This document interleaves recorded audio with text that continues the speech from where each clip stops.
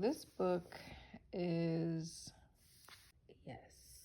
Something I think is interesting. The topic of Christianity is literally the first thing I start reading about. In 1463, known as the thrice greatest Hermes, however you want to say his name. It's called the Corpus Hermeticum. These are ancient pagan writings permeated with various concepts of magic. They're still written entirely in the tone of the New Testament, imbued with the Christian spirit. So, moreover,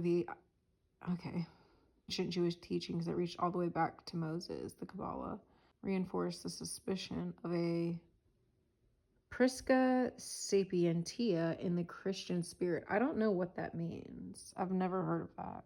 The Corpus Hermeticum, that sounds like the avatar in Hindu teachings. Corpus, corpse, human, just based off context, based with divine creative powers.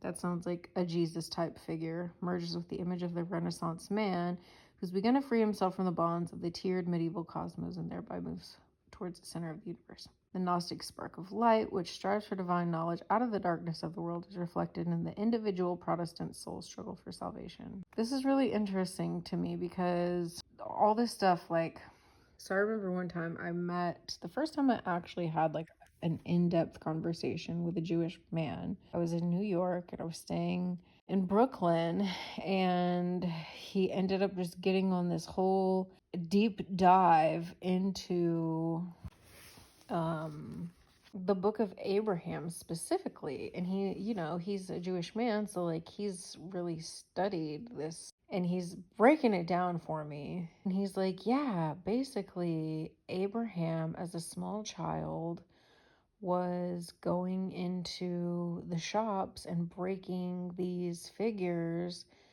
of other gods, saying, no, we're not worshiping these gods. They're false idols. My God is the one true God. And that's basically how he started challenging things as a very small child.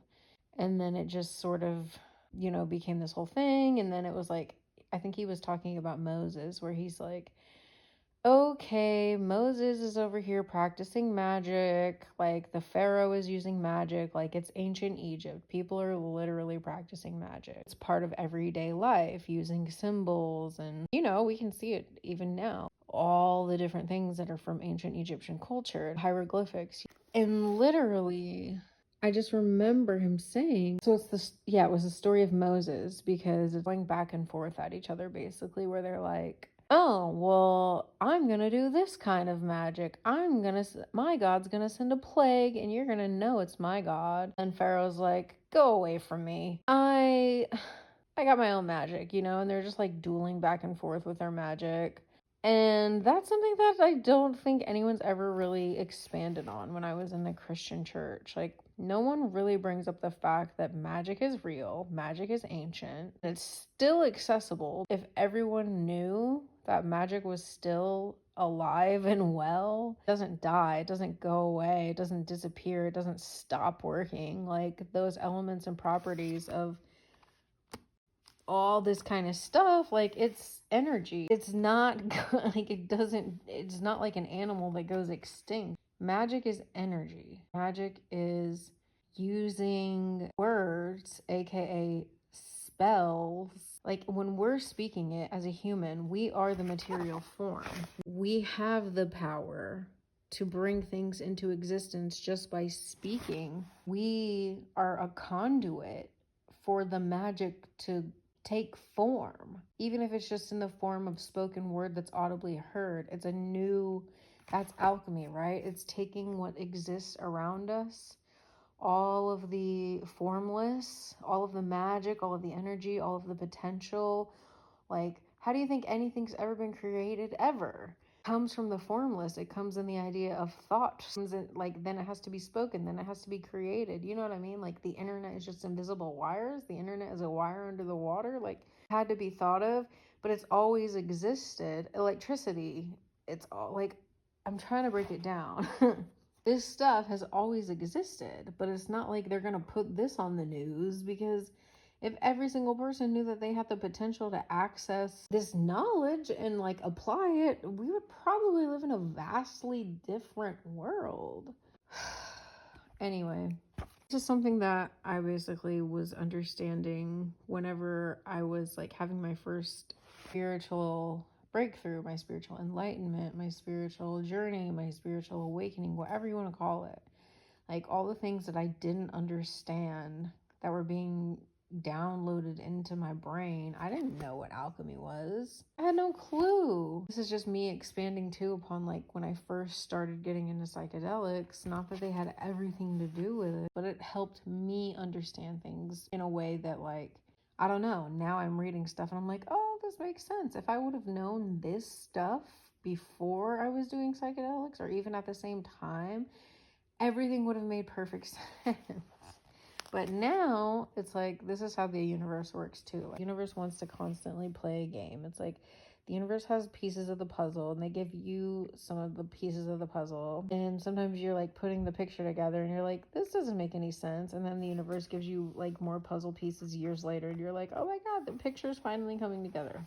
Corpus hermeticum, just anyone who is alive, who wants to be conscious, who wants to choose consciousness, who wants to observe their reality through consciousness. This is someone who wants to tap into their astral body and create magic spells, spoken word, using symbols, learning how to transmute things, learning how to work with energy. Honestly, like the spark of light which strives for divine knowledge out of the darkness of the world is reflected in the individual Protestant soul's struggle for salvation.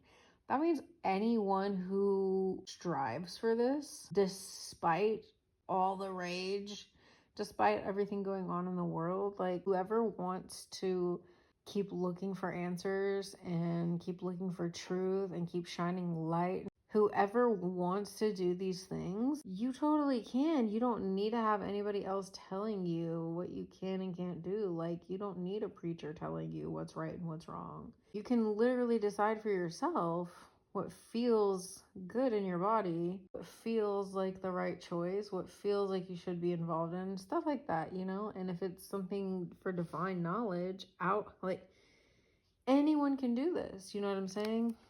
Magic has never disappeared. Like, people started burning witches at the stake because they were scared of their power, because these people had accessed points that other people just weren't striving for. Everyone has the potential to be there. Everyone has the potential for this. And it's the same thing. It's just like how they were practicing magic in ancient Egypt, how they were practicing magic in the Bible, practicing magic in Salem, Massachusetts, and they tried to eradicate it then by burning people in fire. Magic is still a thing. It doesn't disappear. It doesn't go away.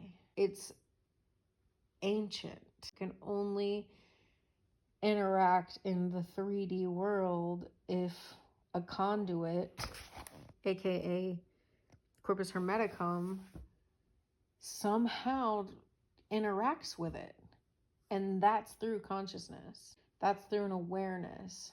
Imagine if we really lived in a Harry Potter world and people were taught that when they're doing a spelling bee or a spelling test, not just learning how to spell these words, like, you could be learning how to cast spells.